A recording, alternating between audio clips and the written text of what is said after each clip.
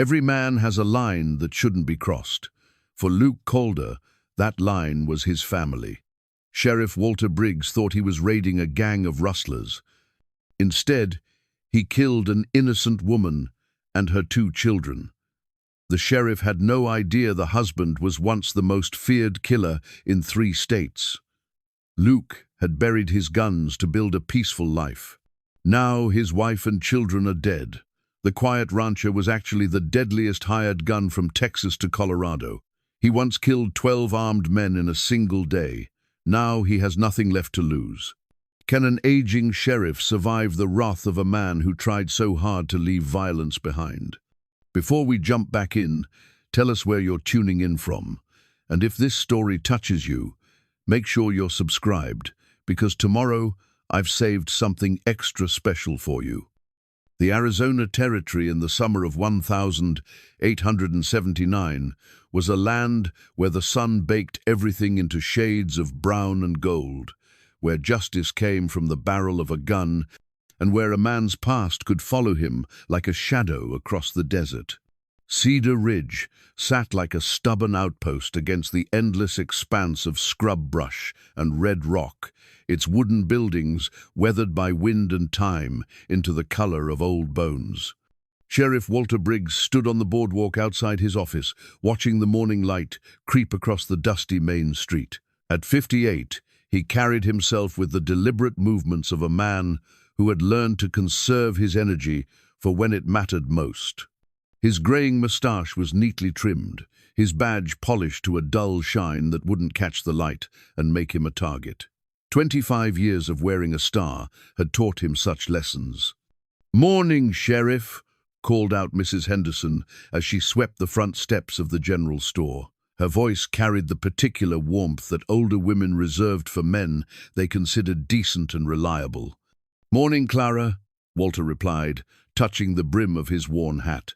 The gesture was automatic now, bred into him by his late mother's insistence on proper manners. 3 months had passed since his wife Margaret's funeral, and he still found himself setting 2 cups for morning coffee before remembering he would drink alone. The town was stirring to life around him. Old Jake wheeled his cart full of fresh bread from the bakery, the wooden wheels creaking a familiar rhythm against the packed dirt. The sound of hammers rang from the direction of the new church being built on the east side of town, where optimistic souls believed Cedar Ridge might grow into something more than a way station for drifters and cattle drives. Deputy Tom Martinez emerged from the jail, stretching his back and yawning. At 32, Tom still moved with the easy confidence of youth, but Walter had watched him mature from a hot-headed young man into someone who understood that keeping peace was more about preventing trouble than responding to it. "Quiet night," Tom reported, settling into the chair beside Walter's. "Just the usual. Johnson passed out behind the saloon again, and I had to break up a poker game that was getting too loud for the hotel guests." Walter nodded, his eyes continuing their habitual scan of the street. In a town like Cedar Ridge, trouble usually announced itself with raised voices or the distinctive sound of chairs being knocked over in the saloon. But the real dangers, the kind that could destroy lives, often crept in, wearing the mask of routine. "Any word from the territorial marshal about those rustlers?" Tom asked, producing a cup of coffee from inside the jail. The steam rose in the cool morning air like incense. "Nothing yet," Walter replied, "but I expect we'll hear something soon. Too many cattle going missing from the ranches south of here for it to be coincidence." What Walter didn't say was that he was getting pressure from above to do something about the rustling problem.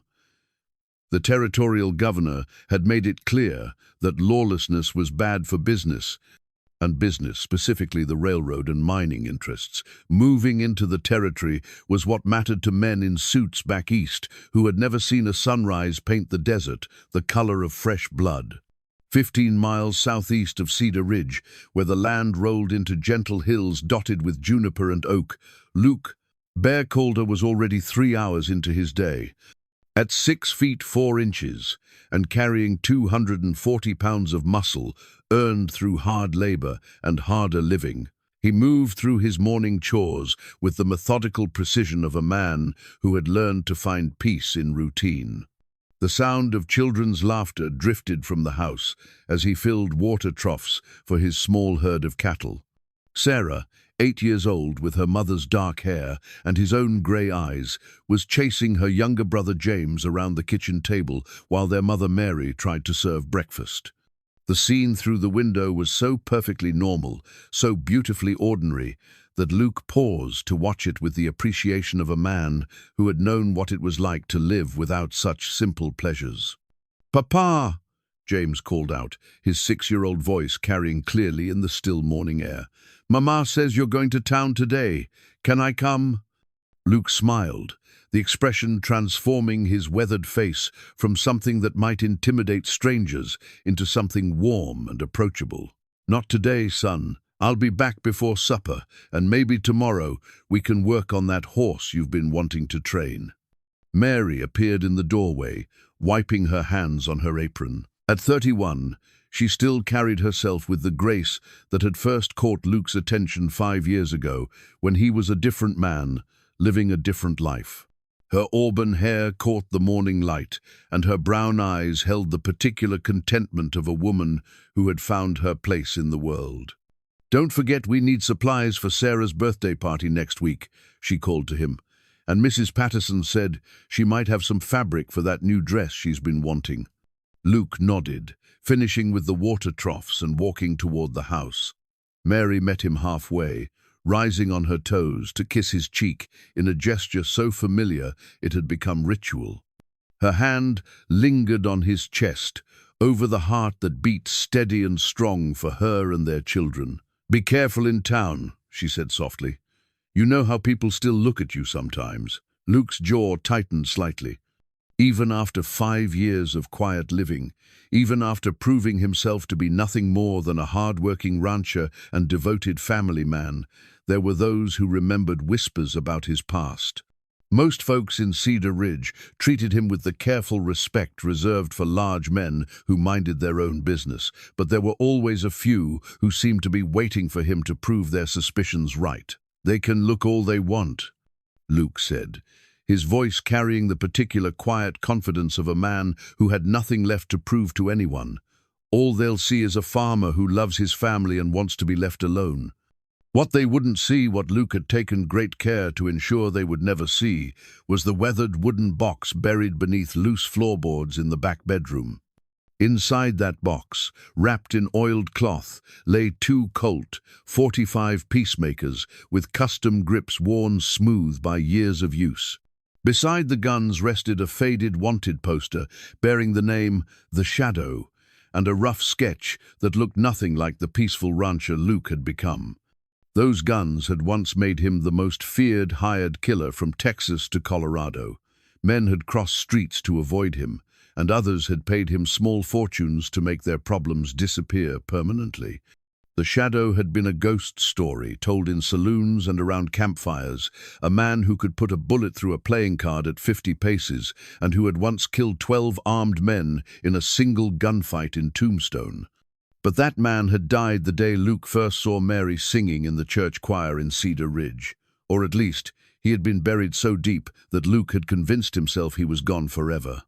The guns had been cleaned one final time, wrapped carefully, and hidden away, like artifacts from a life he was determined never to live again. The transformation hadn't been easy. For the first year, Luke had jumped at unexpected sounds, his hand instinctively reaching for weapons that weren't there. He'd had to learn to sleep without one eye open, to walk down a street without cataloguing every potential threat, to trust that his new neighbors weren't planning to shoot him in the back for past sins.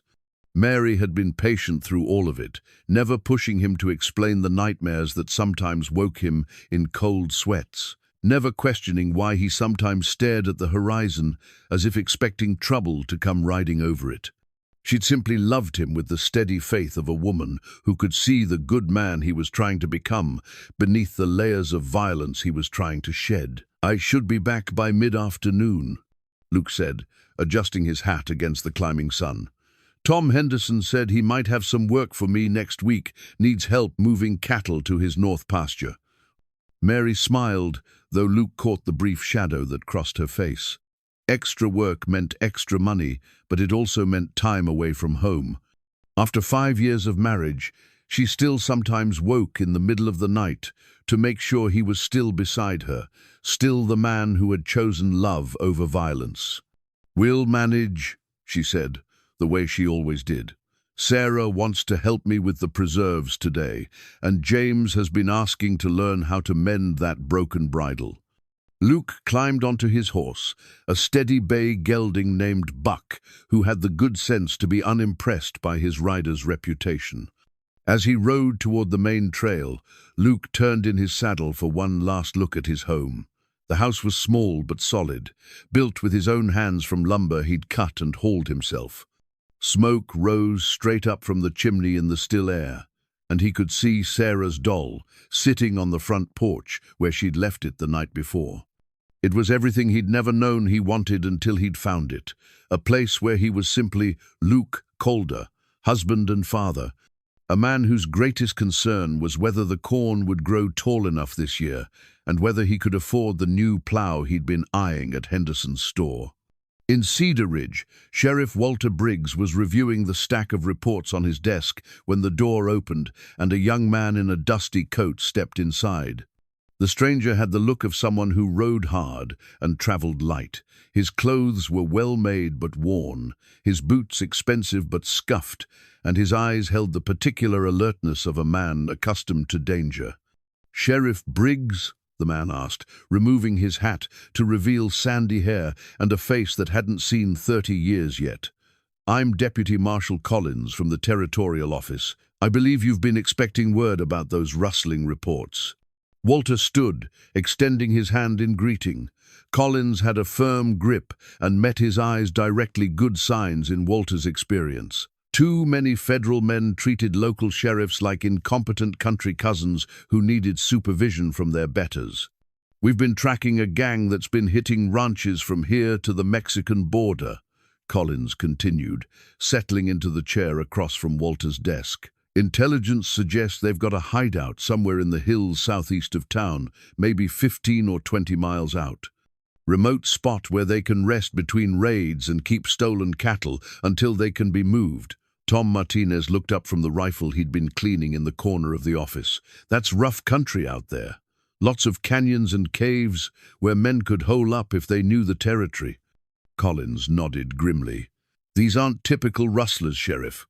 They're organized, well-armed, and they don't leave witnesses. 3 ranchers have been killed in the past 2 months, along with their hands.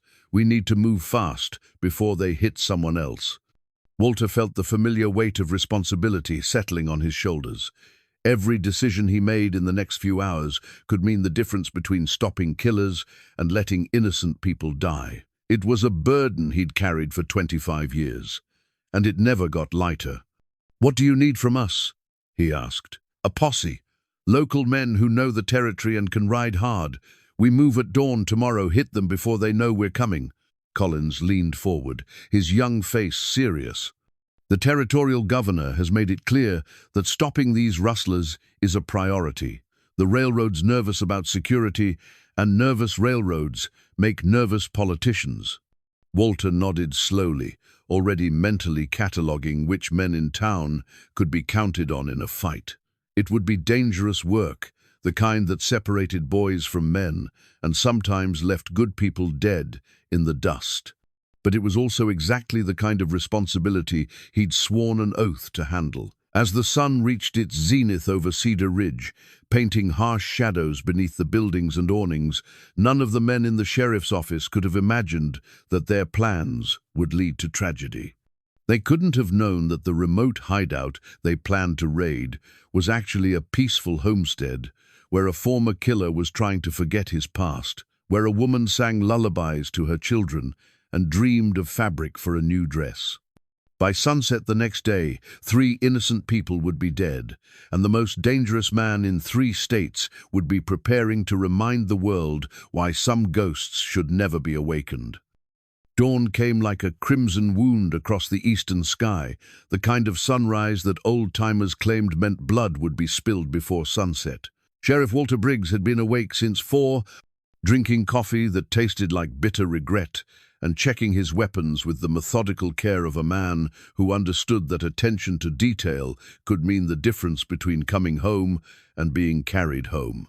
Deputy Marshal Collins had assembled his intelligence the night before, spreading a hand-drawn map across Walter's desk and pointing to a cluster of buildings marked in pencil.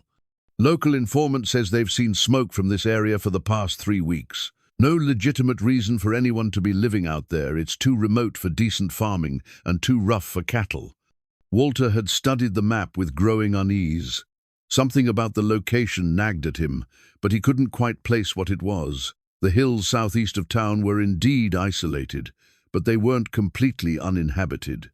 A few hardy souls had carved out homesteads in the rough country, folks who valued privacy over convenience and solitude over society. "How reliable is this informant?" Tom Martinez had asked, voicing the question that had been troubling Walter. "Reliable enough," Collins replied with the confidence of youth. "He's been tracking these rustlers for weeks. Says they've got a setup that looks like a working ranch from a distance, but it's really a front for their operation." Now, as the posse gathered in the pre-dawn darkness, Walter found himself wishing he'd pressed Collins harder for details.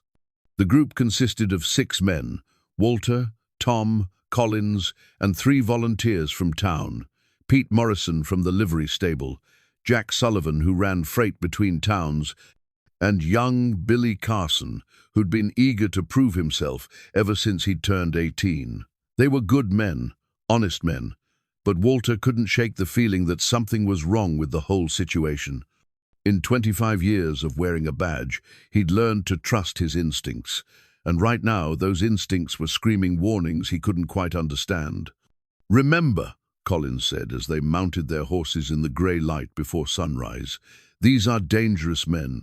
They've killed before, and they won't hesitate to kill again.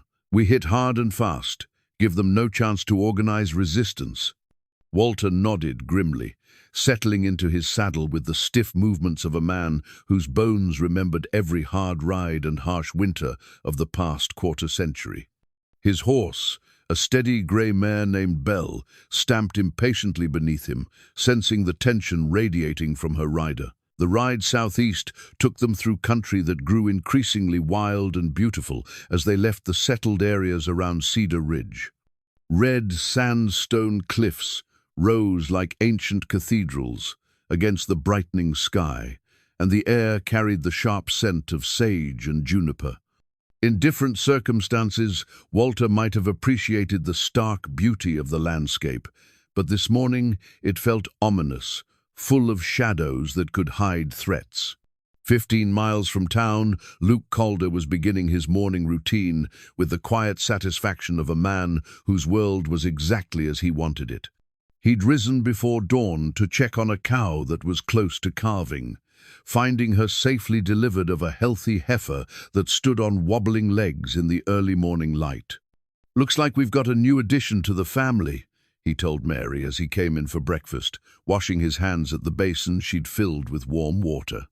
The small domestic gesture, her anticipating his needs, him appreciating her thoughtfulness, spoke of the comfortable intimacy they'd built over 5 years of marriage.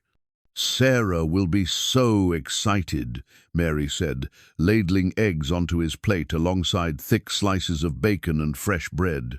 "She's been checking on that cow every day for a week."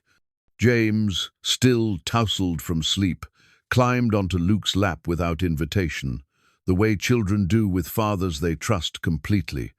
Luke's massive arms encircled his son easily, and for a moment the former killer simply enjoyed the weight of the small boy against his chest, the absolute faith in those sleepy blue eyes. "Papa, when I'm big like you, will I be able to lift a whole cow?" James asked with the casual impossibility that marked 6-year-old ambitions. Luke chuckled, the sound rumbling deep in his chest. "Maybe you'll find something better to lift, son, like books or tools to build things that last." It was the kind of answer that revealed Luke's hopes for his children's future, that they would never need to lift anything heavier than honest work, never need to learn the skills that had made their father's reputation. He wanted them to grow up soft in all the ways he'd never been allowed to be soft, protected by his strength, but never needing to develop their own capacity for violence. Mary caught his eye across the table, understanding the deeper meaning in his words.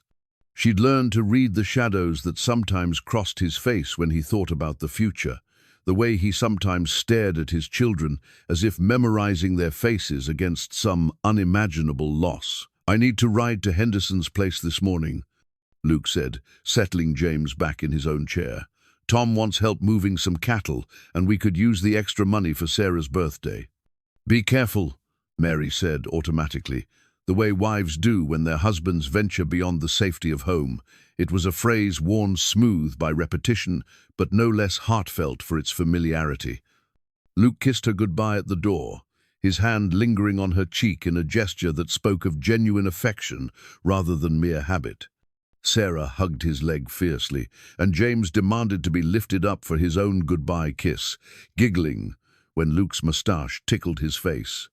As Luke rode northwest toward the Henderson place, the posse was approaching from the southwest, following a game trail that wound through increasingly rough terrain. Collins had been checking his map frequently, and Walter noticed the young marshal's confidence seemed to waver as they moved deeper into country that looked nothing like the organized criminal hideout they'd been expecting. "Should be just over that ridge," Collins said, but his voice carried a note of uncertainty that hadn't been there the night before. They crested the hill and found themselves looking down at a scene that made Walter's stomach drop like a stone. Below them, in a small valley protected by natural rock walls, sat a modest homestead. Smoke rose from the chimney of a neat house, and laundry hung on a line behind the building. A woman in a blue dress was hanging sheets, moving with the unhurried efficiency of someone going about ordinary morning chores. "That's not a rustler camp," Tom Martinez said quietly, voicing what they were all thinking. Collins studied his map with growing confusion, then looked back at the peaceful scene below. "The informant said." His words were cut off by the sound of children's laughter. Two small figures had emerged from the house and were playing some sort of game in the yard, their voices carrying clearly in the still morning air. Walter felt ice forming in his stomach. Something was terribly wrong, but before he could order a retreat, Collins was already spurring his horse down the slope, shouting orders about surrounding the buildings and preventing escape. The next few minutes unfolded with the terrible inevitability of a nightmare. The woman looked up at the sound of approaching horses, her face shifting from curiosity to alarm as she recognized the aggressive intent of armed men bearing down on her home. She called sharply to the children, who scattered toward the house with the swift obedience of young ones who had been taught to recognize danger. But the posse was already among the buildings, and in the confusion of shouted orders and panicked horses, someone's weapon discharged. The sound of gunfire shattered the morning peace like glass. More shots followed as nervous men with their blood up began shooting at shadows and movement, at anything that might represent a threat. In the space of perhaps 90 seconds, the quiet homestead became a battlefield where untrained men with guns made decisions that couldn't be undone. When the smoke cleared and the echoes of gunshots faded into silence, Mary Calder lay motionless beside the laundry she'd been hanging. 8-year-old Sarah had fallen trying to reach the house, her small hand still stretched toward the door she would never open. 6-year-old James lay crumpled behind the water trough where he'd tried to hide, his eyes open to a sky he would never see again. Walter Briggs stood in the sudden, terrible silence, staring at the bodies of innocents, while his mind struggled to process what had just happened. This wasn't a rustler camp, this was a family home, and they had just destroyed everything pure and good it contained. Collins was already trying to make sense of the disaster, searching through the house for evidence that might justify what they'd done. But Walter knew with the sick certainty of experience that they would find nothing except the ordinary artifacts of family life, children's toys, a woman's sewing, a man's work clothes, hanging on pegs by the door. "Jesus Christ," Tom Martinez whispered, his young face pale with shock. "What have we done?" It was young Billy Carson who found the child's doll, dropped in the dirt beside the water trough where little James had breathed his last. The doll's dress was splattered with blood, its painted face staring up at them with the accusatory innocence of childhood destroyed. As Walter picked up the blood-stained doll with trembling hands, he had no way of knowing that 15 miles away, Luke Calder was helping Tom Henderson load cattle and looking forward to returning home to his family for supper. He couldn't know that the most feared killer in 3 states was about to discover that the peaceful life he'd built with such careful patience had been destroyed by a mistake that could never be undone. The sun climbed higher, indifferent to human tragedy, while Sheriff Walter Briggs stood in the wreckage of his career and wondered how a man lived with the knowledge that his decisions had murdered innocents. Luke Calder was laughing at something Tom Henderson had said about his prize bull when he saw the smoke on the horizon. It was just past 3 in the afternoon, and they'd been working since dawn to move Henderson's cattle to the north pasture. The work had been good for Luke, honest labor that tired his body and quieted his mind, the kind of simple purpose that had helped him forget the man he used to be. But smoke on the horizon from the direction of his homestead made his blood turn to ice water in his veins. "That's coming from your place," Henderson said quietly, shading his eyes against the afternoon sun. At 62, Tom Henderson had seen enough of life to recognize the difference between chimney smoke and the kind of smoke that meant trouble.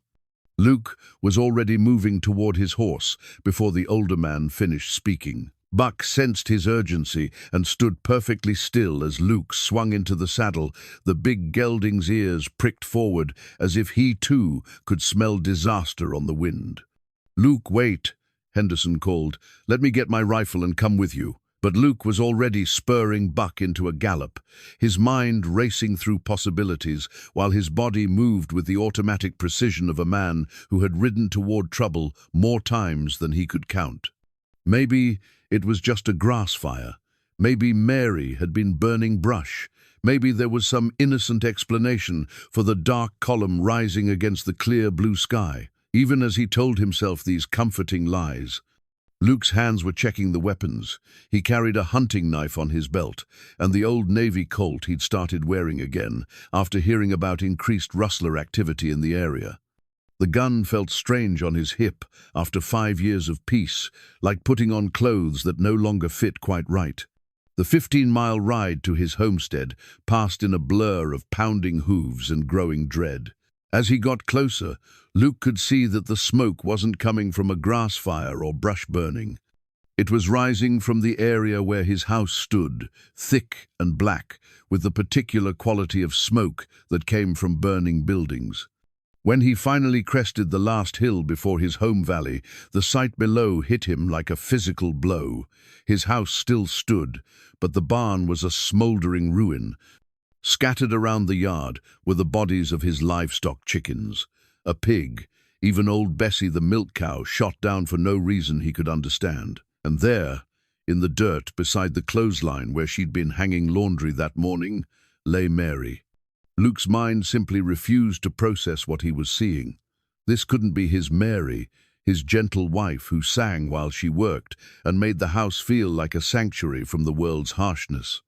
This couldn't be the woman who had tamed his restless heart and taught him that violence wasn't the only way to solve problems. He dismounted and walked toward her on legs that felt like they belonged to someone else. Her auburn hair was spread around her head like a halo, and her brown eyes, those warm brown eyes that had looked at him with such love that morning, stared sightlessly at the sky. "Mary," he whispered, kneeling beside her and gathering her still form into his arms. She was already growing cold, and the knowledge that he would never again feel her warmth against him in the night nearly broke his mind.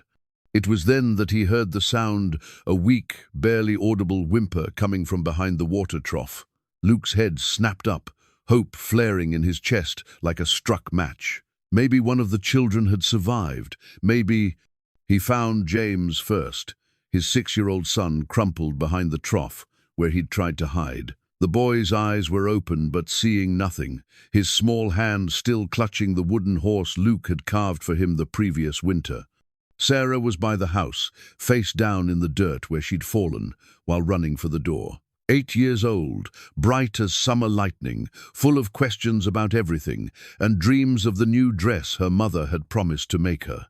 Now she would never wear that dress, never ask another question, never grow up to become the remarkable woman Luke had imagined she might be. Luke knelt in the dust between his children's bodies and felt something fundamental break inside him. The careful walls he'd built around his violent past crumbled like sand, and through the cracks came a rage so pure and cold it was almost peaceful. He reached into his pocket and pulled out Mary's wedding ring, which had somehow come off her finger during the attack. The simple gold band lay in his massive palm, like an accusation. For a long moment, Luke simply knelt there holding the ring, his mind cataloguing the evidence around him with the analytical precision of a man who had once tracked human prey across 3 states. This hadn't been random violence. The positioning of the bodies, the way the livestock had been systematically killed, the fact that nothing had been stolen, this was the work of a posse or a raid, organized men with badges who thought they had authority for what they'd done. Luke slipped Mary's ring onto his smallest finger, where it fit snugly against his knuckle. Then he walked to the house and began his search for clues, moving through rooms that still smelled like his wife's cooking and his children's laughter, looking for answers in the wreckage of his peaceful life. In the bedroom he shared with Mary, he found boot prints that didn't belong to his family, 6 different sets, judging by the size and tread patterns. Men who had searched through his wife's belongings, looking for evidence of crimes that existed only in their imaginations. Luke knelt beside the loose floorboard where his past lay buried and pried it up with his knife. The wooden box was still there, untouched and unsuspected. Inside, wrapped in oiled cloth exactly as he'd left them 5 years ago, were the tools of his former trade. 2 Colt .45 peacemakers with custom grips, a cleaning kit, and a box of ammunition. At the bottom of the box, yellow with age and creased from folding, was the wanted poster that had once made him famous throughout the territory. The Shadow. It read in bold letters above a rough sketch that looked nothing like the peaceful rancher he'd become. Wanted dead or alive for murder. 5. 0 reward. Luke lifted out the guns and felt their familiar weight in his hands. 5 years ago, he'd cleaned them one final time and sworn never to touch them again. He'd made that promise to Mary, to himself, and to whatever god watched over men trying to escape their sins. But Mary was dead now, and his children with her. The promise meant nothing when the people he'd made it for were lying cold in the dirt, murdered by men who wore badges and thought that gave them the right to destroy innocent lives. Luke began cleaning the guns with the methodical care of a craftsman preparing his tools. The movements came back to him as naturally as breathing. Disassemble, clean, oil, reassemble, load. By the time he finished, the sun was setting behind the western mountains, painting the sky the color of fresh blood. The man who emerged from that house as darkness fell was not the peaceful rancher who had ridden away that morning to help a neighbor with his cattle. Luke Calder, devoted husband and father, had died with his family in the dirt of his own yard. The shadow had risen from his grave, and he was ready to remind the world why some names were whispered in fear across 3 states. Justice would be done, even if he had to paint the territory red to achieve it. As Luke mounted his horse and rode toward Cedar Ridge, Mary's wedding ring glinted on his finger like a promise made to the dead. Sheriff Walter Briggs hadn't slept in 36 hours. He sat in his office as the first grey light of dawn crept through the windows, staring at the blood-stained child's doll that sat on his desk like an accusation made manifest. Every time he closed his eyes, he saw Mary Calder's face in the moment before the shooting started, the way her expression had shifted from curiosity to terror as armed men descended on her peaceful morning. Deputy Marshal Collins had left town the previous evening, taking his federal authority and his confident explanations with him. Before departing, he'd filed a report claiming they'd raided a suspected rustler hideout and encountered armed resistance. The paperwork made it all sound clean and justified, but Walter knew the truth would be harder to bury than Collins seemed to think. Tom Martinez pushed through the office door, carrying 2 cups of coffee and wearing the haunted expression of a man who'd witnessed something that would change him forever. At 32, Tom had seen his share of violence, but nothing had prepared him for the sight of children's bodies in the dirt of their own yard. "Any word from the territorial office?" Tom asked, settling into his chair with the careful movements of someone trying not to think too hard about recent events. "Nothing yet," Walter replied, though he suspected that would change soon enough. News traveled fast in the territory, and the story of what had happened at the Calder homestead would reach the governor's office within days. When it did, there would be questions that Walter wasn't sure he could answer in a way that would save his career or his conscience. What troubled Walter most wasn't the political fallout he was facing, but the growing certainty that they'd killed the wrong people. His investigation of the homestead after the shooting had revealed nothing more sinister than the ordinary artifacts of family life. Luke Calder's tools were those of a rancher, not a rustler. The family's modest savings were stored in a coffee tin on the kitchen shelf, not hidden like stolen goods. Everything about the place spoke of honest poverty and simple contentment. "Sheriff," Tom said quietly, "I've been thinking about what Collins said about that informant. Something about it doesn't sit right with me." Walter looked up from the doll, grateful to focus on something other than his own guilt. "What kind of something?" "Well, he never gave us a name, never said how he knew this informant was reliable, and the location he marked on that map." Tom pulled out the hand-drawn chart they'd used to plan the raid. "Look at this. The landmarks don't match what we found. This shows buildings arranged differently, terrain that doesn't exist." Walter studied the map with growing interest. Tom was right. The details were all wrong. Either Collins had been working from bad information. The thought that formed in Walter's mind was so disturbing he almost dismissed it immediately. But 25 years of law enforcement had taught him that the most obvious explanation was usually the correct one, no matter how unpleasant it might be. "Tom," he said slowly, "what if there was no informant?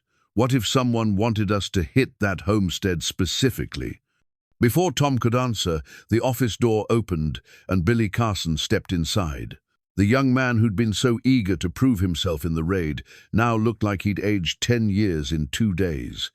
His hands shook slightly as he removed his hat, and Walter noticed he couldn't quite meet anyone's eyes. "Sheriff," Billy said, his voice barely above a whisper, "there's something I need to tell you. About Mr. Calder." Walter felt his stomach tighten. "What about him?" "My pa knew him, back before he came to Cedar Ridge. Said he used to be someone else, someone with a reputation."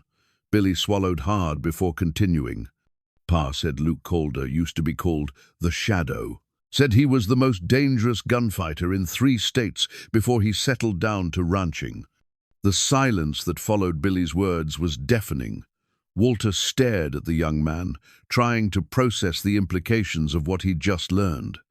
They hadn't just killed an innocent family, they'd killed the family of a man whose legend was whispered in saloons, from Texas to Colorado. "Are you certain about this?" Walter asked, though he could see the truth in Billy's frightened eyes. "Pa showed me an old wanted poster once. $5,000 bounty. They said the Shadow could put 6 bullets through a playing card at 50 paces and that he'd killed more men than cholera." Billy's voice cracked slightly. "Pa said he disappeared about 5 years ago. Most folks figured he was dead." Tom Martinez set down his coffee cup with hands that weren't quite steady. "If that's true, if Luke Calder really is the Shadow, then we've awakened something that should have stayed buried," Walter finished grimly. As if summoned by their conversation, the sound of hoofbeats echoed from the street outside. Walter moved to the window and felt his blood turn cold at what he saw. Luke Calder sat motionless on his horse in the middle of the main street, exactly where the morning sun would illuminate him perfectly. Even at a distance, there was something different about the man, something in the way he held himself that spoke of barely contained violence. Luke was wearing his guns. The sight of those legendary Colt .25s hanging from his hips sent a chill through everyone who recognized their significance. Luke made no aggressive moves, issued no challenges. He simply sat his horse and stared at the sheriff's office with the patient intensity of a predator selecting his prey. After perhaps 5 minutes, Luke reached into his saddlebag and withdrew something that he placed carefully on the ground before spurring his horse away. The message was clear. He wanted them to know he'd been there, wanted them to understand that he could come and go as he pleased. When Luke disappeared around the corner, Walter stepped outside to retrieve what he'd left behind. It was a military medal, a Congressional Medal of Honor, tarnished with age, but still bearing the clear inscription, "For conspicuous gallantry and intrepidity at the risk of life above and beyond the call of duty." Walter turned the medal over in his hands, reading the name engraved on the back. Lucas Benjamin Calder, 1st Cavalry Regiment, Battle of Gettysburg, July 3, 1863. The revelation hit Walter like a physical blow. Luke Calder wasn't just a notorious gunfighter, he was a decorated war hero who had earned the nation's highest military honor for valor in combat. The peaceful rancher they'd destroyed had once been willing to die for his country, had proven his courage on the bloodiest battlefield of the Civil War. And now that same man, with all his skills in violence and his experience in warfare, was preparing to hunt down the men who had murdered his family. "What does it mean?" Tom asked, studying the medal with confused respect. Walter closed his fist around the tarnished metal, feeling its weight like a physical reminder of the magnitude of their mistake. "It means Luke Calder has been 3 different men in his life, a war hero, a killer, and a peaceful father. We killed the 3rd man's family. And now?" Walter looked toward the corner where Luke had disappeared, knowing with sick certainty that the most dangerous version of Luke Calder was the one they would face in the days to come. "Now we're dealing with a man who knows how to kill and has nothing left to lose. God help us all." As Walter spoke these words, he couldn't know that Luke was already 3 steps ahead of them, already planning the methodical destruction of everyone involved in the raid. The shadow had returned, and he intended to remind the territory why some legends were built on the bones of those foolish enough to cross them. The medal in Walter's hand grew warm from his grip, a small piece of metal that represented honor, sacrifice, and the terrible irony that they had destroyed a better man than any of them could claim to be.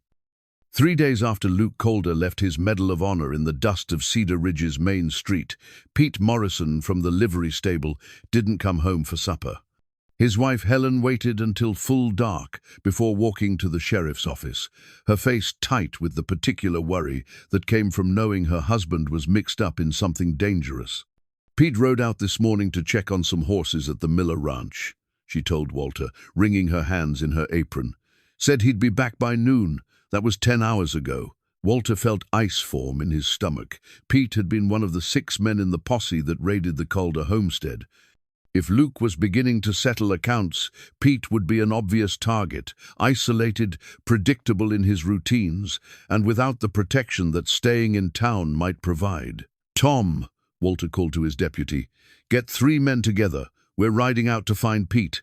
But even as he organized the search party, Walter knew in his bones what they would find.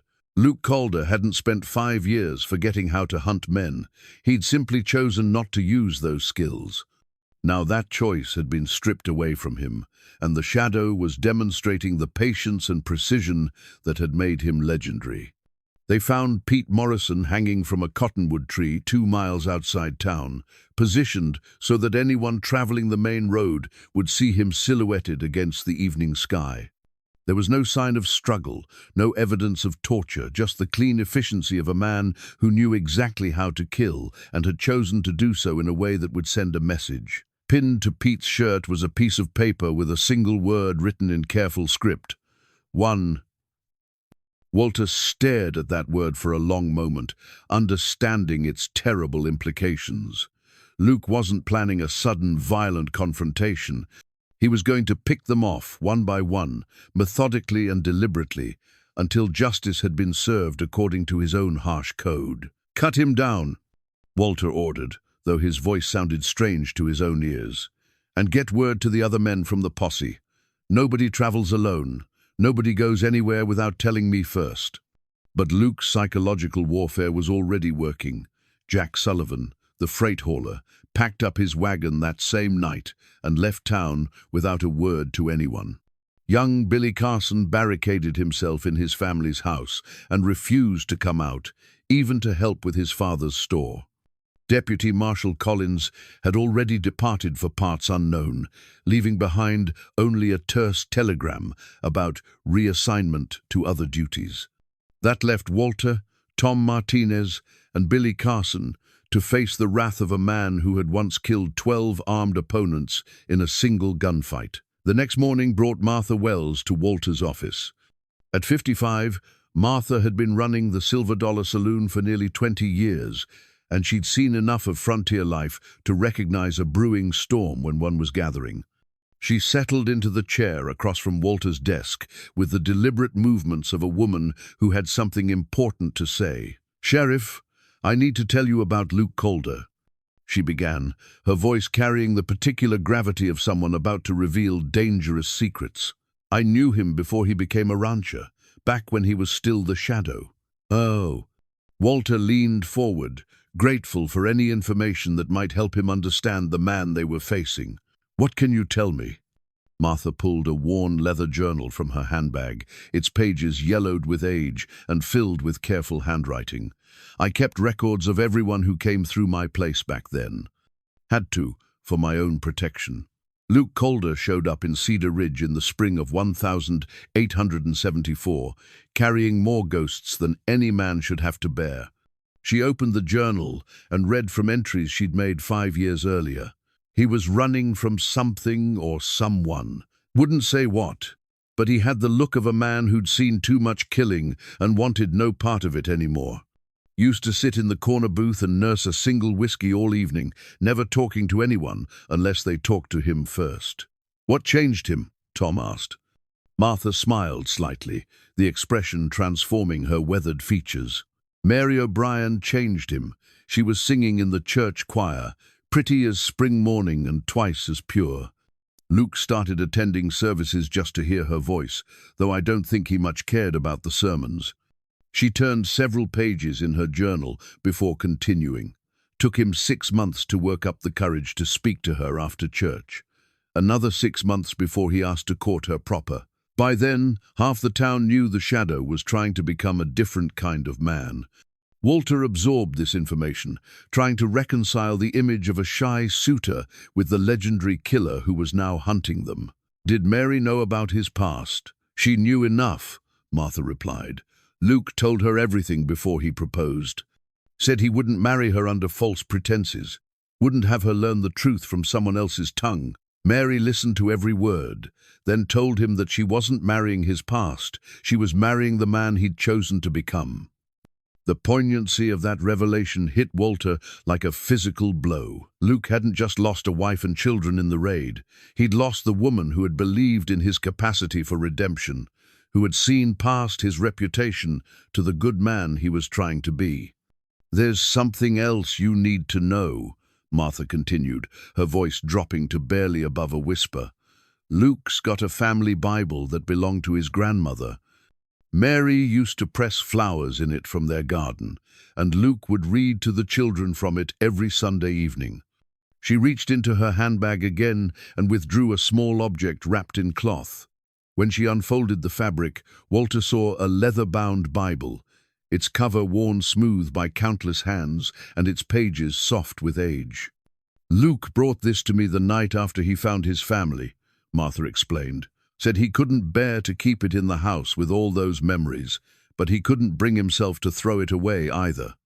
Asked me to hold on to it until—" She paused, her voice catching slightly, "until he was done with what he had to do." Walter took the Bible with reverent hands, feeling the weight of the lives it represented. Inside the front cover, written in a woman's careful script, were the names and birth dates of Luke's family. Pressed between the pages were dried flowers, roses, wildflowers, Herbs from Mary's garden, each one marked with a date and a brief note about the occasion it commemorated. Their first anniversary, Martha said, pointing to a pressed violet. Sarah's first lost tooth. The day James took his first steps. Mary documented every blessing, every moment of joy they shared as a family. As Walter turned the pages, reading the gentle annotations of a woman who had found happiness in simple things, he began to understand the true magnitude of what they had destroyed. This wasn't just about a man seeking revenge for murdered loved ones. This was about the destruction of redemption itself, the violent end of a love story that had transformed a killer into a protector, a legend into a father. "Sheriff," Martha said quietly, "you need to understand something about Luke Calder. He's not just angry about losing his family. He's grieving the loss of the man he'd become because of them. Mary and those children didn't just die in your raid, they took the best part of him with them." Outside the office windows, the sun was setting behind the western mountains, painting the sky the color of old blood. Somewhere in the gathering darkness, the shadow was preparing his next move, in a game that could only end with either justice or annihilation. Walter closed the Bible gently, understanding that he held in his hands the last remnants of Luke Calder's attempt at peaceful living. Tomorrow he would have to decide whether to run, fight, or find some third option that might yet prevent the territory from drowning in blood.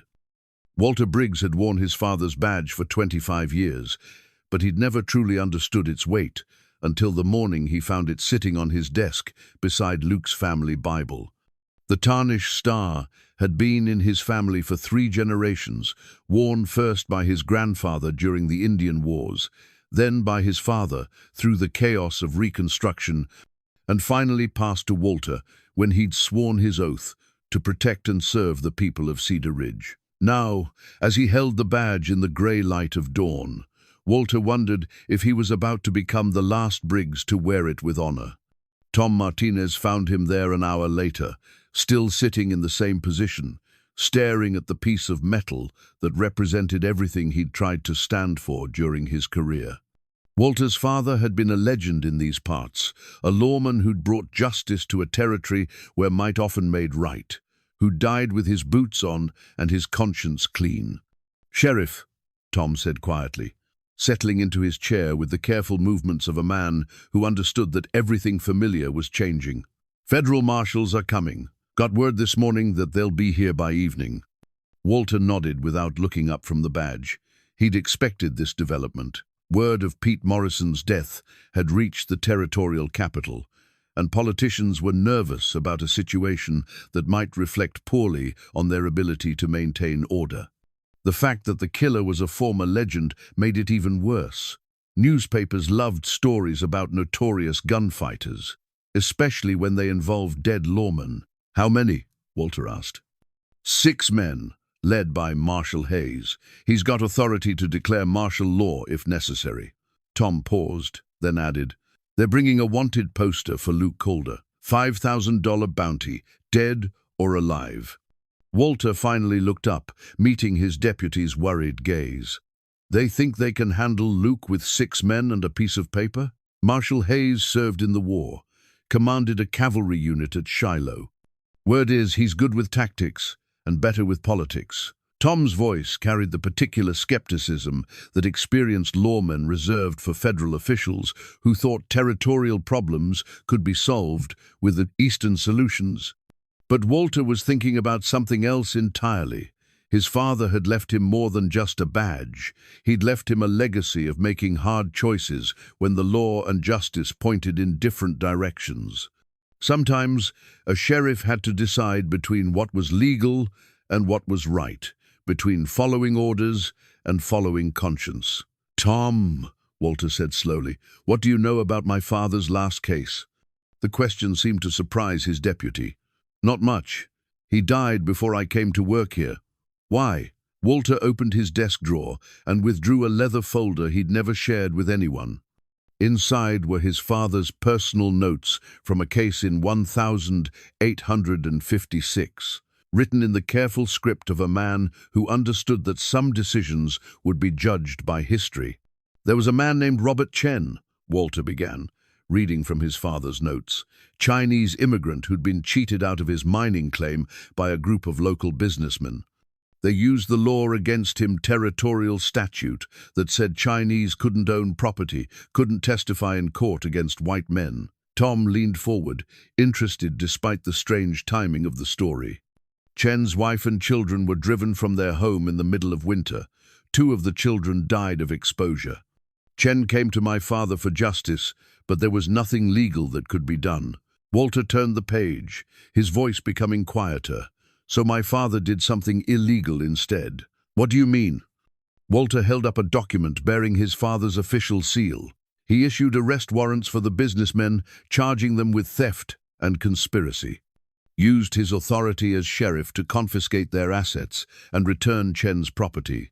When the territorial government ordered him to reverse his actions, he refused. "What happened?" "The businessmen left town rather than face trial. Chen got his property back and lived peacefully for another 20 years, and my father was officially censured for exceeding his authority." Walter closed the folder carefully. "But he told me once that he'd rather answer to politicians for doing right than answer to God for following unjust laws." The office fell silent, except for the sound of the morning wind rattling the windows. Outside, Cedar Ridge was beginning to stir, shopkeepers opening their doors, children heading to school, ordinary people going about their ordinary lives. But Walter knew that normalcy was an illusion. The shadow was out there somewhere, planning his next move in a game that threatened to tear the town apart. "Sheriff," Tom said finally, "are you saying we should help Luke Calder?"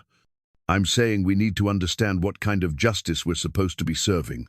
Walter stood and walked to the window, looking out at the street where his family had kept the peace for 3 generations. 6 federal marshals are coming here to hunt down a man whose family we killed by mistake. They'll bring violence to this town, put innocent people at risk, all to protect the reputation of officials who sent us on that raid in the first place. He turned back to face Tom, his decision crystallizing with the clarity that comes from finally understanding what honor requires. Luke Calder isn't a mad dog that needs to be put down. He's a grieving father who wants justice for his murdered family. The fact that he used to be the shadow doesn't change the fundamental question: did we do wrong? And if so, how do we make it right? Before Tom could answer, the sound of approaching horses echoed from the street. Walter looked out to see a familiar figure dismounting in front of the general store. Dr. Elizabeth Harper, the territory's traveling physician who made rounds to isolated communities where medical care was scarce. Dr. Harper was a woman of perhaps 40, with prematurely grey hair and the competent hands of someone who had sewn up more gunshot wounds than she cared to count. She'd treated Luke's family on several occasions, delivering James and tending to Sarah when she'd broken her arm falling from a tree. "Doc Harper's here," Walter observed. "She knew the Calder family well."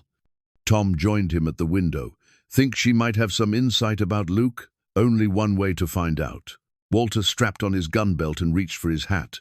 "But I suspect she's going to tell us some things we don't want to hear about the people we killed." As they prepared to leave the office, Walter took one last look at his father's badge, lying on the desk beside Luke's family Bible. 2 artifacts representing different kinds of legacy, one built on upholding the law, the other on the love of family and the hope of redemption. In a few hours, federal marshals would arrive with orders to kill or capture the shadow. When they did, Walter would have to choose between following those orders and following the example his father had set 23 years earlier. Some decisions, Walter realized, defined not just a man's career but his soul.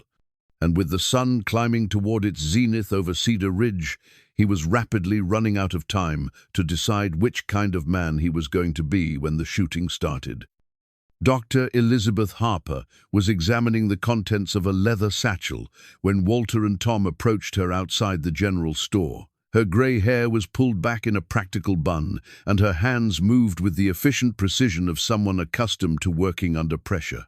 When she looked up at the sound of their footsteps, Walter saw something in her eyes that made his stomach tighten, the particular anger of a woman who had witnessed injustice and was prepared to do something about it.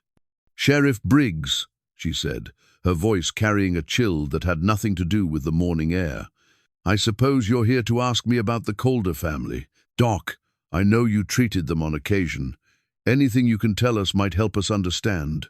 Understand what? Dr. Harper's interruption was sharp as a scalpel. How 3 innocent people came to be murdered in their own yard. Or how a decorated war veteran and loving father has been driven back to killing because your posse couldn't tell the difference between rustlers and a family hanging laundry. Walter felt heat rise in his cheeks, but he forced himself to remain calm. "We're trying to make sense of what happened." Deputy Marshal Collins said he had reliable intelligence. Dr. Harper laughed, but there was no humor in the sound. "Collins." "Yes, I heard about your federal marshal and his convenient intelligence." She reached into her satchel and withdrew a folded piece of paper. "Tell me, Sheriff, did Marshal Collins happen to mention who was paying him for that intelligence?" The question hit Walter like a physical blow. "What do you mean, paying him?" Instead of answering directly, Dr. Harper unfolded the paper and held it out for them to see. It was a telegram, yellow with age and bearing the official seal of the territorial government. The message was brief but devastating. "Proceed with acquisition of Calder property. Payment authorization approved. Survey reports confirm substantial mineral deposits." Walter stared at the telegram, his mind struggling to process its implications. "Where did you get this?" "Luke brought it to me 3 nights ago. Found it in Collins' saddlebags after he tracked him down 50 miles south of here." "Doctor?" Harper's voice was deadly quiet. "Seems your federal marshal was in quite a hurry to leave the territory. Unfortunately for him, Luke moves faster than most men, especially when he's motivated." Tom Martinez leaned closer to read the telegram. "This is dated 2 weeks before the raid. Someone knew about mineral deposits on Luke's land and wanted him gone." "Not just someone," Dr. Harper said. "Look at the signature." Walter's blood turned cold as he read the name at the bottom of the telegram. "Governor Morrison, Territory of Arizona." The same territorial governor who had been pressuring local law enforcement to crack down on rustling, who had made it clear that maintaining order was essential for business interests. "The governor ordered the raid?" Walter asked, though the evidence was right there in black and white. Dr. Harper nodded grimly. "Collins was paid to provide false intelligence that would justify removing Luke from his property. The rustler story was convenient fiction, a way to make the territorial government look like they were fighting crime while actually committing it." So, the revelation hit Walter like a landslide. Everything he'd believed about the raid, about Collins's reliable informant, about their mission to stop dangerous criminals, all of it had been lies. They hadn't made a tragic mistake. They'd been manipulated into committing murder for the profit of politicians and mining interests. "Sweet Jesus," Tom whispered. "We killed his family for a silver mine." Dr. Harper reached into her satchel again and withdrew another document, a geological survey report marked "confidential" in red letters. Luke's property sits on top of one of the richest silver veins ever discovered in the territory, worth millions of dollars, according to this report. Walter forced himself to read the survey, though each line felt like another weight added to his conscience. The Calder homestead wasn't just sitting on valuable mineral deposits. It was positioned at the geographic center of a formation that extended for miles in every direction. Controlling that property would give someone access to enough silver to fund a small army. "The governor knew," Walter said, the words tasting like ashes in his mouth. "He knew Luke was innocent, knew we were raiding a family home, and he ordered it anyway." "Worse than that," Dr. Harper continued, "he chose Luke specifically because of his reputation. The plan was to kill the Shadow during the raid, then claim he died resisting arrest. A convenient end to a dangerous criminal, with his property reverting to the territorial government for administrative purposes." Tom was staring at the documents with the expression of a man watching his world collapse. But Luke wasn't there. He was helping Tom Henderson with his cattle, which is why Mary and the children died instead, Dr. Harper said quietly. Collins' men panicked when they realized they'd hit the wrong targets, but by then it was too late. The damage was done, and Collins figured he could still file a report claiming they'd eliminated a rustler hideout. Walter sank onto a nearby bench, feeling the weight of 25 years of law enforcement crushing down on him. He'd spent his entire career believing that justice and the law were the same thing, that wearing a badge meant serving righteousness. Now he was learning that he'd been nothing more than a tool in the hands of corrupt politicians who used murder as a business strategy. "There's more," Dr. Harper said, her voice gentling slightly as she saw the impact her revelations were having. Luke didn't just track down Collins for information. He found something else in the marshal's possession, something that proves this conspiracy goes deeper than just the territorial government. She withdrew a final document from her satchel, this one bearing the letterhead of the Pacific Mining Consortium. The letter was addressed to Governor Morrison and signed by someone named Harrison Blackwood, who identified himself as the consortium's territorial representative. Walter read the letter with growing horror. It outlined a systematic plan to acquire mineral-rich properties throughout the territory, using federal law enforcement to remove uncooperative property owners through manufactured criminal charges. The Calder raid was just one operation in a larger scheme that had already claimed dozens of properties and an unknown number of lives. "They've been doing this all over the territory," Walter said, his voice hollow with shock, "using marshals and sheriffs to steal land and kill anyone who gets in their way. And now Luke knows all of it, Doctor," Harper confirmed. "He's not just seeking revenge for his family anymore. He's trying to expose a criminal conspiracy that reaches from the territorial capital to mining boardrooms back east." Tom looked up from the documents, his young face pale with understanding.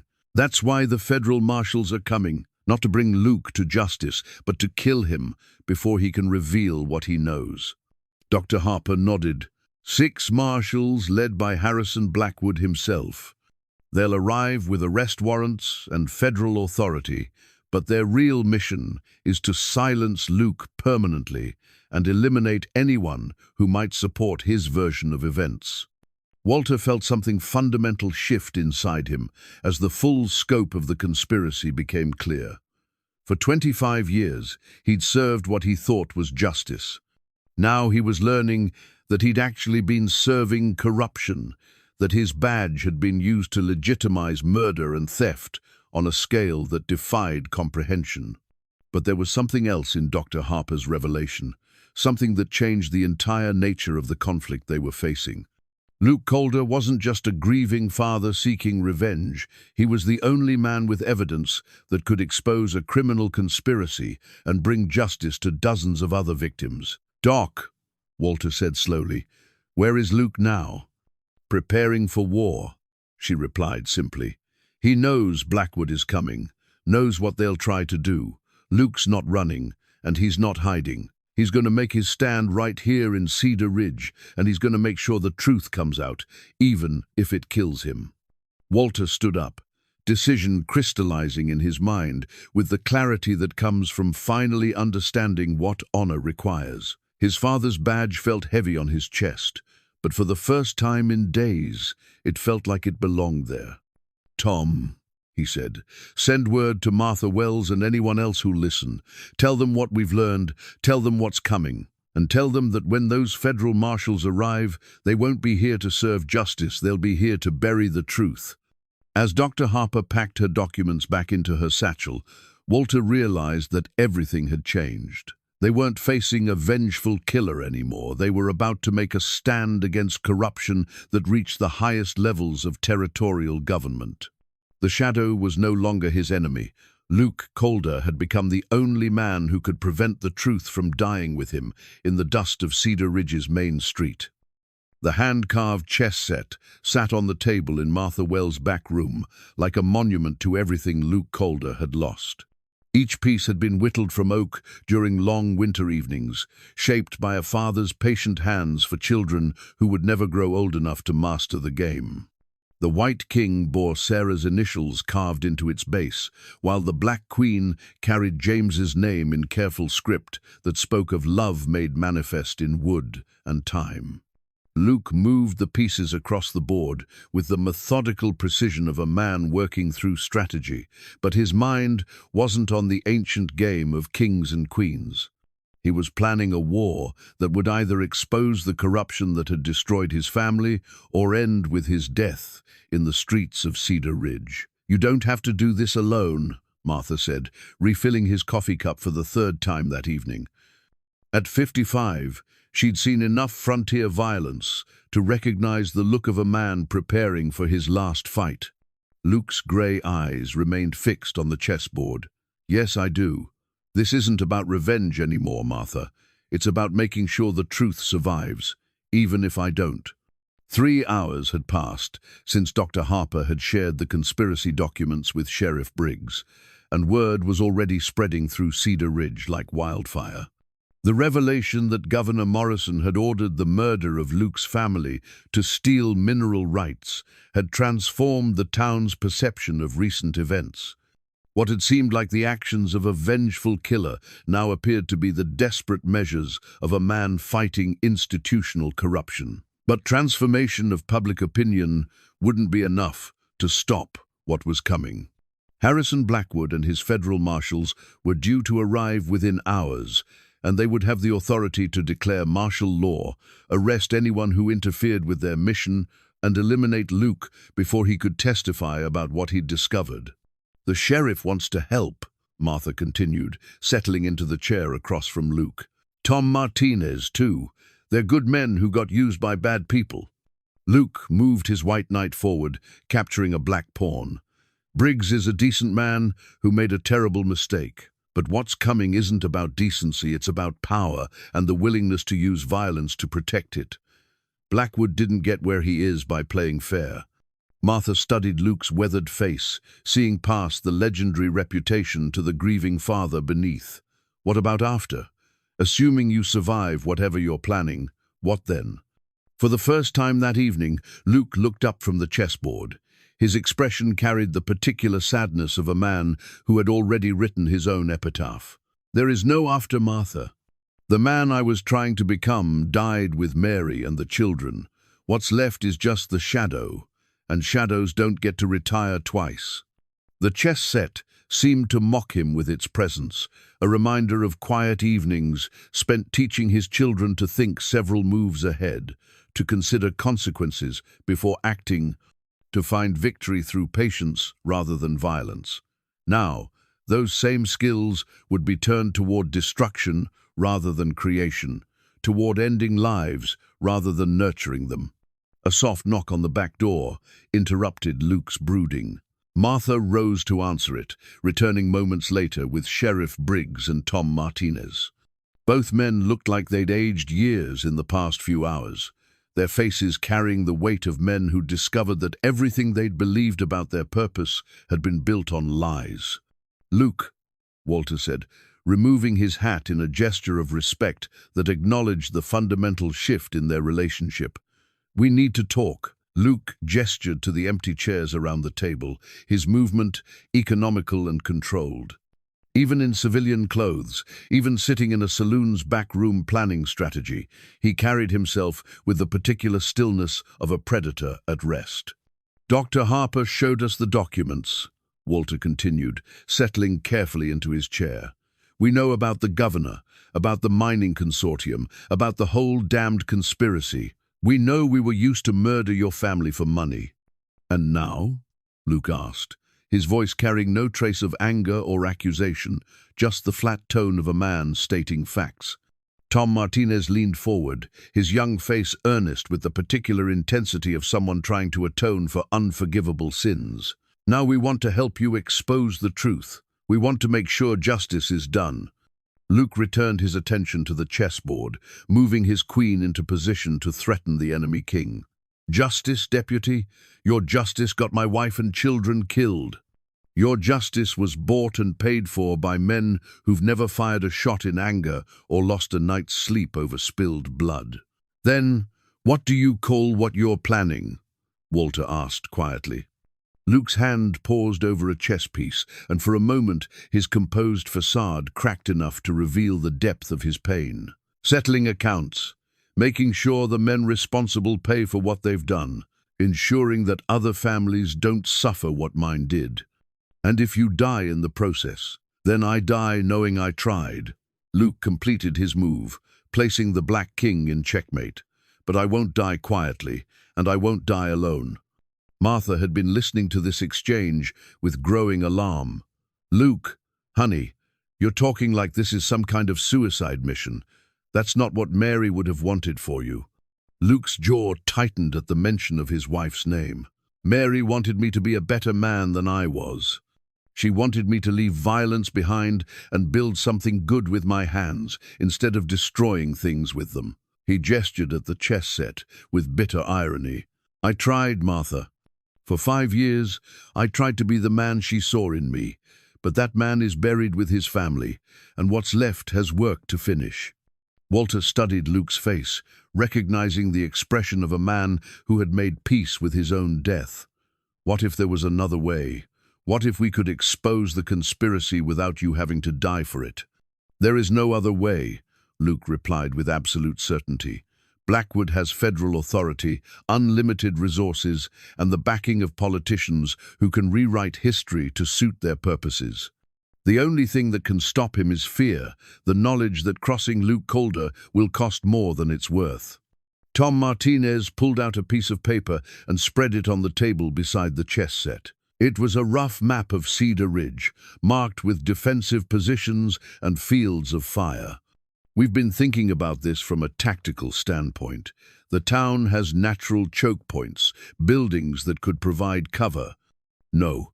Luke's interruption was sharp and final. This isn't your fight, and I won't have innocent people dying for my war. When Blackwood comes, I'll face him alone.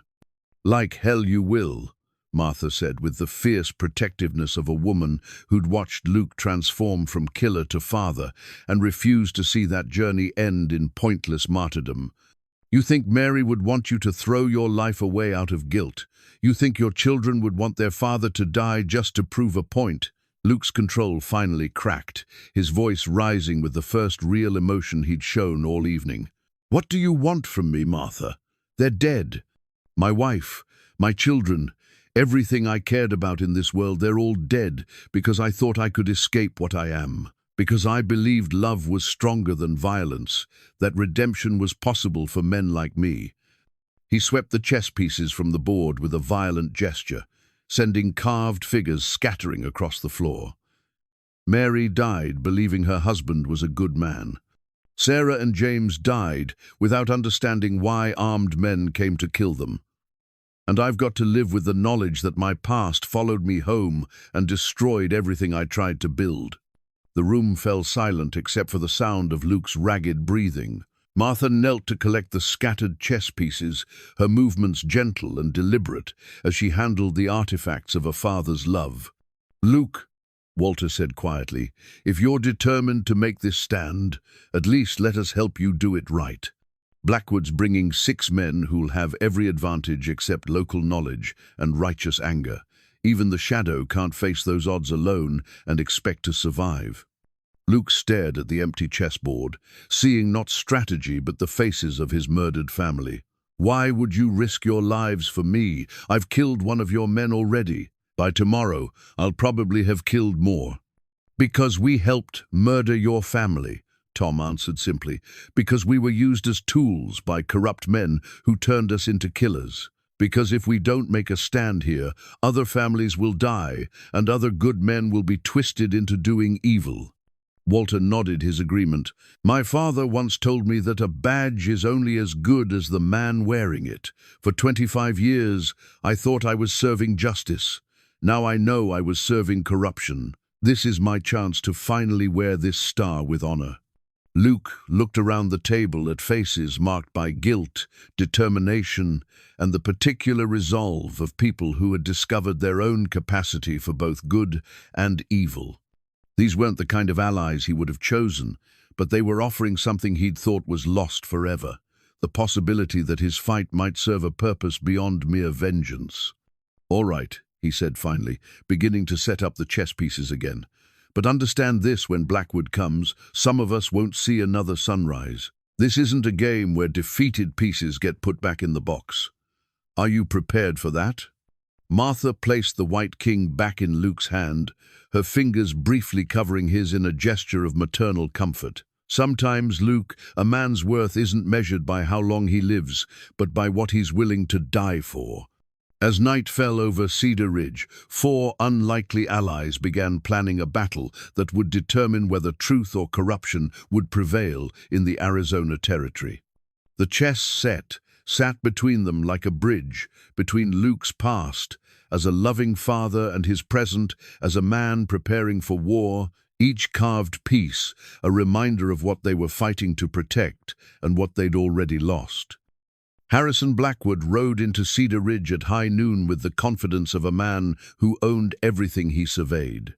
Tall and lean, with silver hair and cold blue eyes, he carried himself with the particular arrogance of someone who had never faced consequences for his actions. The 5 marshals flanking him were hard men, with the look of hired killers wearing federal badges, the kind of lawmen who asked questions with gun barrels and wrote reports to justify whatever they'd already decided to do. Luke Calder watched their approach from the second floor of Martha's saloon, his legendary Colt .45 Peacemaker hanging loose in its holster. The gun had been cleaned and loaded with the methodical care of a craftsman preparing his most important tool. Its walnut grip was worn smooth by years of use, and its steel barrel reflected the harsh sunlight like a promise of violence about to be kept. The street below had emptied as word of the marshal's arrival spread through town.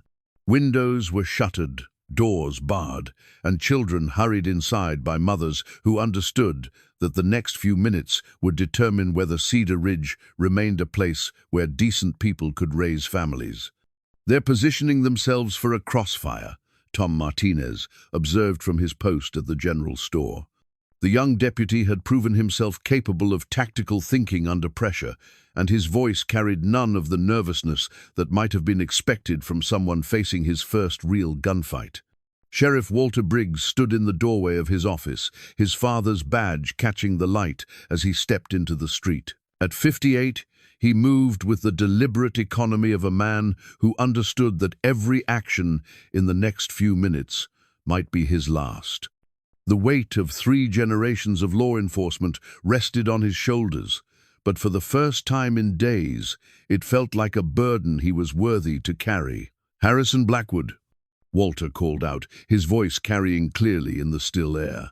"I have federal warrants for your arrest on charges of conspiracy, murder, and theft of territorial property." Blackwood laughed, the sound sharp and contemptuous. "Sheriff Briggs, I'm afraid you've been misinformed. I'm here on official business to apprehend a dangerous fugitive. Luke Calder is wanted for the murder of federal officers and terrorist acts against territorial authority." "The only terrorism here is what you've been doing to innocent families," Walter replied, his hand resting on his gun butt. "We know about the mining consortium, about Governor Morrison's orders, about the whole damned conspiracy. It's over, Blackwood." The conversation was being conducted for the benefit of witnesses hidden behind windows and doors throughout the town. Both men understood that whoever survived the next few minutes would need to justify their actions to the territory and the federal government. Truth would be determined by whoever lived to tell the story. "You're harboring a killer, Sheriff," Blackwood said, signaling his men to spread out along the street. "Stand aside, and no one else needs to get hurt." Luke's voice carried from the saloon's second-floor window, calm and measured despite the violence about to unfold. "I'm right here, Blackwood. No need to threaten anyone else." The mining consortium's representative looked up at the figure silhouetted against the window, seeing for the first time the man whose family he'd ordered destroyed for the sake of mineral rights. Luke stood perfectly still, his hands loose at his sides, his grey eyes fixed on Blackwood with the particular intensity of a predator selecting its prey. "The shadow," Blackwood said, recognition and calculation warring in his voice. "I was told you were dead." "You killed the man I was trying to become," Luke replied. "What's left is what you created when you murdered my family for silver deposits." Martha Wells appeared in her saloon's doorway, and several other townspeople began emerging from their hiding places. Dr. Harper stepped out of the hotel, and even old Jake from the bakery made his way onto the boardwalk. The people of Cedar Ridge were choosing sides, and their choice was becoming clear. "This is your last chance to surrender, Calder," Blackwood called out, though his confidence was beginning to waver as he realized the town wasn't going to stand aside and let him work.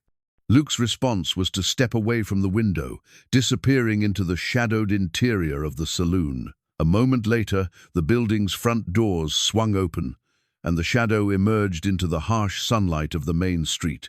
He moved with the fluid grace of a man born to violence, his hands steady despite the impossible odds he faced. The peacemaker rode easy on his hip, its presence as natural as breathing to someone who had carried such weapons for most of his adult life. "I'm here," Luke said simply, walking to the center of the street. "Let's finish this." The moment stretched like a held breath, 6 armed men facing one, federal authority confronting territorial justice, corruption, meeting the kind of righteous anger that had built the West. In the space between heartbeats, Cedar Ridge balanced on the edge of violence that would either expose the truth or bury it forever in the dust of its main street. Blackwood's hand moved toward his weapon, and time seemed to slow as Luke's own hand began its journey toward the gun that had made him a legend.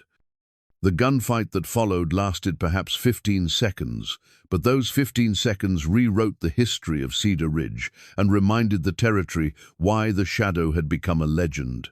Luke's draw was so fast it seemed like magic. One moment his hand was empty, the next, the peacemaker was speaking thunder and lightning. His first shot took down the marshal positioned at the far end of the street.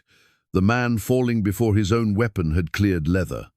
The second shot shattered the window behind another marshal who had been using the hotel for cover, the bullet finding its target with surgical precision. But Luke wasn't the only one shooting. Sheriff Walter Briggs had drawn his service revolver and put 2 bullets into Harrison Blackwood's chest before the mining consortium's representative could fire a single shot. The corrupt official staggered backward, his expensive suit blossoming red as he fell into the dust he'd thought to claim for his employers. Tom Martinez proved his worth by dropping the marshal who had tried to flank them through the alley between buildings. The young deputy's training showed in his steady shooting and tactical awareness, moving from cover to cover while maintaining effective fire.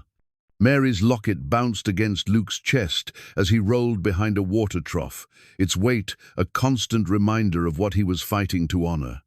Inside, the small silver oval were photographs of his children, Sarah with her bright smile and James with his father's serious gray eyes. They had trusted him to protect them, and he had failed, but he would not fail to avenge them. The remaining marshals had taken cover behind an overturned wagon, and their return fire was professional and devastating. Splinters exploded from the boardwalk, where Walter had been standing moments before, and Tom had to dive through the barber shop's window to avoid a bullet that would have taken his head off.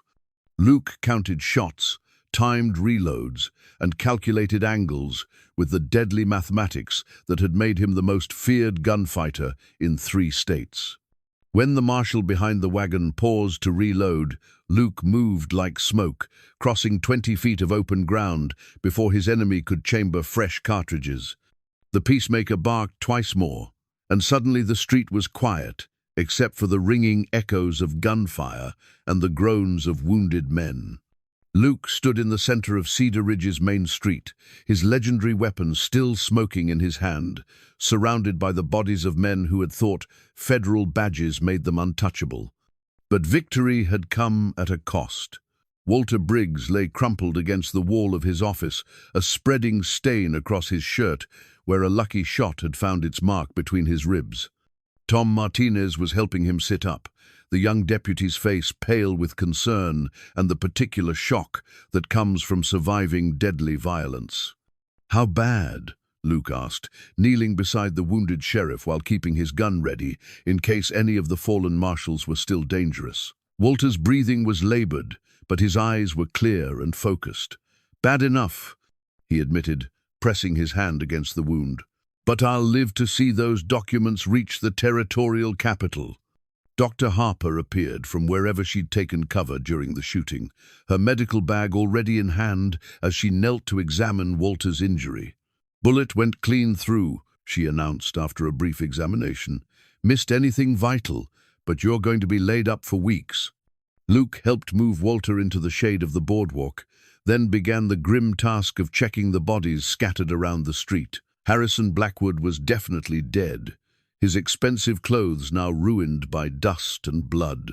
3 of his marshals had also been killed outright, while the remaining 2 were wounded but alive, which meant they could testify about the conspiracy if they chose cooperation over loyalty to their dead employer.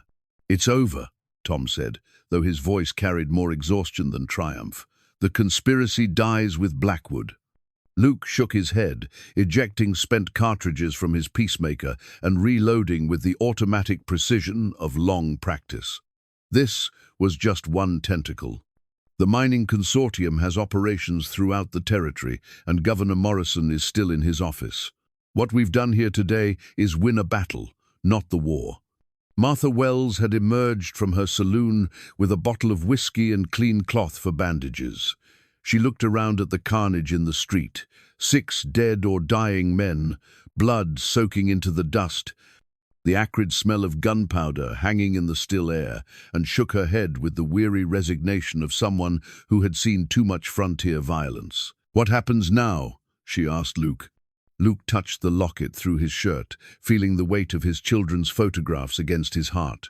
"Now, I take those documents to someone who can't be bought. Someone who'll make sure the truth reaches Washington and that other families don't suffer what mine did." He looked around at the people of Cedar Ridge who had chosen to stand with him against corruption, the wounded sheriff who had risked his career for justice, the young deputy who had proven his courage under fire, the doctor who had provided evidence when it mattered most. "The shadow is dead," Luke said quietly, holstering his peacemaker for what he hoped would be the last time. "What's left is just a man trying to honor his family's memory by making sure their deaths meant something." As the sun began its descent toward the western mountains, Luke Calder prepared to ride toward a future he couldn't yet imagine, carrying with him the proof that could expose corruption and the hope that justice might yet be possible in a territory built on violence and greed. 6 months after the gunfight that ended Harrison Blackwood's conspiracy, Luke Calder stood in the cemetery outside Cedar Ridge, holding a new sheriff's badge in his calloused hands. The star was freshly polished, its surface reflecting the gentle light of an autumn morning that painted the desert in shades of gold and amber. The graves before him were marked with simple headstones that bore the names of his family: Mary Calder, beloved wife and mother; Sarah Calder, aged 8 years, bright as summer lightning; James Calder, aged 6 years, whose laugh could chase away any shadow. Fresh wildflowers lay on each grave, not the carefully cultivated roses Mary had grown in her garden, but the hardy desert blooms that grew wild in the country she had come to love. "They would have been proud of what you've done," Dr. Elizabeth Harper said quietly, joining Luke beside the graves. At 41, she had seen enough of frontier justice to recognize the difference between vengeance and righteousness, and she knew which path Luke had ultimately chosen. The documents found in Blackwood's possession had reached Washington, where a federal investigation had exposed the full scope of the mining consortium's corruption. Governor Morrison had resigned in disgrace before he could be arrested, and territorial law enforcement was being reorganized under federal oversight. More importantly, the stolen properties would be returned to their rightful owners, and the families of those killed in similar raids would receive compensation from the consortium's seized assets. "I'm not sure they would have understood the violence," Luke replied, his voice carrying the particular weariness of a man who had done necessary but terrible things. "Mary always hoped I could find a way to protect people without becoming what I used to be." The badge in his hands represented a compromise between those hopes and the reality of what the territory needed. Sheriff Walter Briggs had survived his wounds, but would never again be able to handle the physical demands of frontier law enforcement. When the territorial marshal had asked Luke to accept appointment as Cedar Ridge's new sheriff, he'd initially refused. The shadow belonged in the past, buried with the violence that had defined his earlier life. But Martha Wells had convinced him that wearing a badge might be the only way to ensure that Luke Calder's transformation from killer to protector would be permanent rather than temporary. "You can't outrun what you are," she'd told him, "but you can choose what you do with it." The town council voted unanimously, Dr. Harper continued, settling onto the bench Luke had built beside his family's graves. "Even the people who were afraid of your reputation want you as sheriff. They've seen what you're willing to do to protect innocent families." Luke turned the badge over in his hands, reading the inscription that had been added at his request. "In memory of Mary, Sarah, and James Calder, may their love guide justice." It was unconventional, but the territorial marshal had approved it after reading the reports of what Luke had accomplished in exposing the conspiracy. "Tom Martinez has been asking when you're going to pin that on," Dr. Harper said with a slight smile. "I think he's getting tired of handling all the paperwork while you make up your mind." Luke's lips quirked upward in what might have been the beginning of a smile, the first anyone had seen from him since his family's death.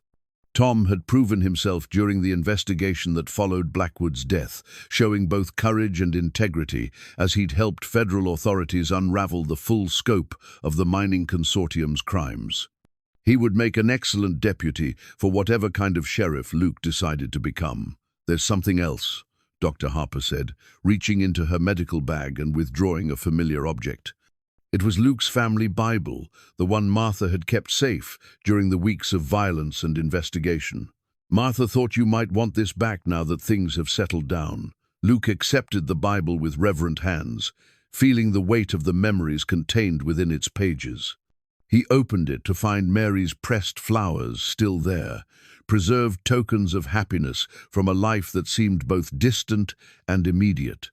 Her handwriting filled the margins with notes about family milestones, prayers for her children's futures, and expressions of love for the man she'd helped transform from killer to father. "She wrote something on the last page," Dr. Harper said softly. "Martha found it when she was keeping the Bible safe."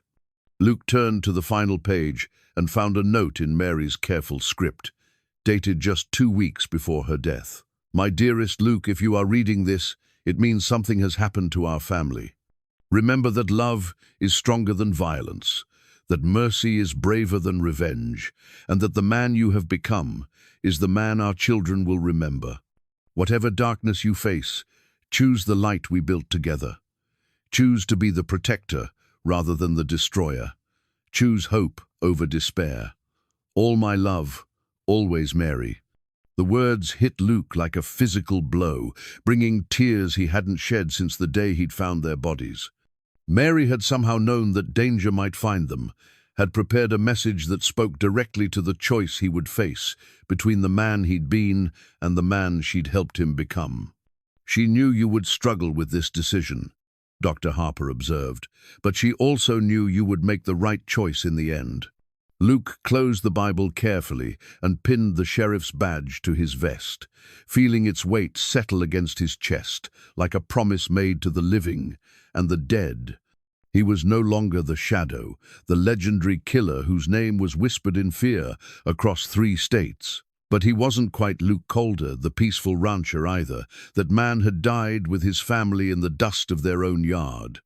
What remained was something new: Sheriff Luke Calder, a man who would use his skills in violence to protect rather than destroy, who would ensure that other families didn't suffer the fate that had befallen his own.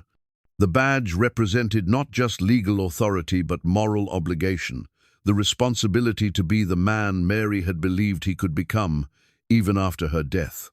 As Luke walked back toward town, the Bible tucked under his arm and the star gleaming on his chest, the people of Cedar Ridge saw their new sheriff approaching. He carried with him the promise of justice tempered by mercy, protection guided by love, and the hope that even in a territory built on violence, some men could choose to be guardians rather than destroyers. The transformation was complete, but the story was just beginning.